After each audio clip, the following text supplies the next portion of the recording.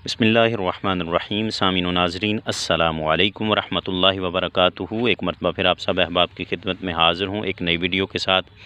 दोस्तान मोहतरम, आज की वीडियो तिल की काश्त के बारे में है। आज मैं आपको अपनी दो फसलें दिखाने वाला हूँ तिल की, जो कि एक फ़सल ऐसी है जिसको हमने पानी नहीं लगाया और एक फ़सल इसके मुकाबले में ऐसी है जिसको 3 से 4 पानी लगाए हैं।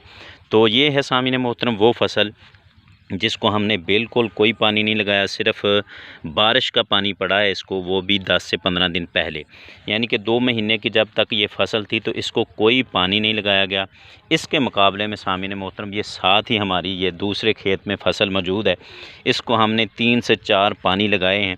यानी कि ये 1 महीने के बाद पहला पानी लगा दिया था, फिर 15 दिन बाद लगाया, यानी कि इसको हर 15 दिन के बाद पानी मिलता रहा है। और इस फ़सल की कंडीशन देख लें और इसके मुकाबले में इस फ़सल की कंडीशन देख लें।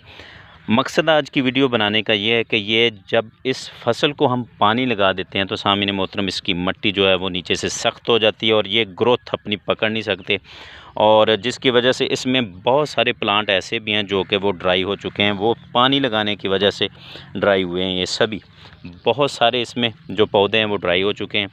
और ये 15 दिन पहले की फ़सल है, इसके मुकाबले में ये जो है वो 15 दिन बाद में काश्त की गई थी।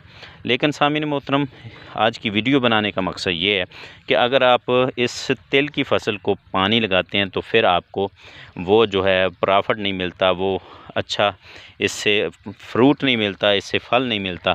ये देख लें सामीन मोहतरम, इसका कद भी काफ़ी बड़ा हुआ है बग़ैर पानी लगाने के, और इस पर फ्रूटिंग भी इस पर, यानी कि ये फल भी देखें बहुत ज़्यादा आया हुआ है, नीचे से शुरू हुआ है और ऊपर तक ये फल के साथ भरे हुए हैं। तो मकसद आज की वीडियो बनाने का यही है, आपको बताना कि तिल अगर आपने लगाने हैं तो ऐसे खेत में लगाएं जो कि जिस खेत में पानी खड़ा ना होता हो, वो पानी जल्द जज़ब कर लेता हो, और आपने कम से कम 2 महीने तक इसको पानी नहीं लगाना।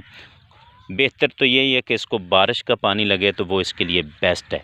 तो सामीन मोहतरम, आप इसकी काश्त अप्रैल के महीने में कर सकते हैं। इसका बेस्ट रिज़ल्ट उस महीने में ही मिलता है। 15 अप्रैल तक इसकी काश्त की जाती है। कुछ लोग जो है वो यकम मई तक भी कर लेते हैं, लेकिन बेस्ट जो है वो 15 अप्रैल तक इसकी अगर काश्त की जाए।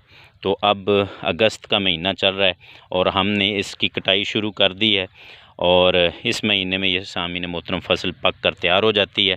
जो दोस्तों ने अभी तक तिल की फ़सल काश्त नहीं की, उनके लिए यही पैगाम है, फ़सल ये उस खेत में लगानी है जिस खेत में सामीन मोहतरम पानी खड़ा ना होता हो, वो मिट्टी यानी कि रेतली हो, थोड़ी सी भल वाली मिट्टी हो तो बेस्ट है इसके लिए।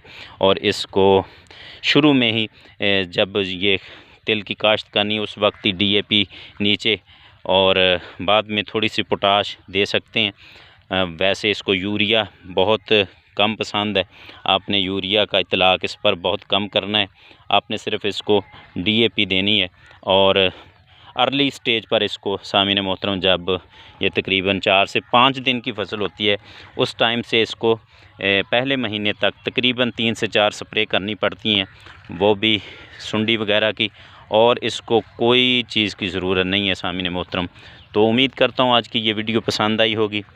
वीडियो को लाइक और शेयर कीजिएगा, चैनल को सब्सक्राइब कीजिएगा। अल्लाह करीम हम सब का हाफिज़ व नासिर हो। शुक्रिया।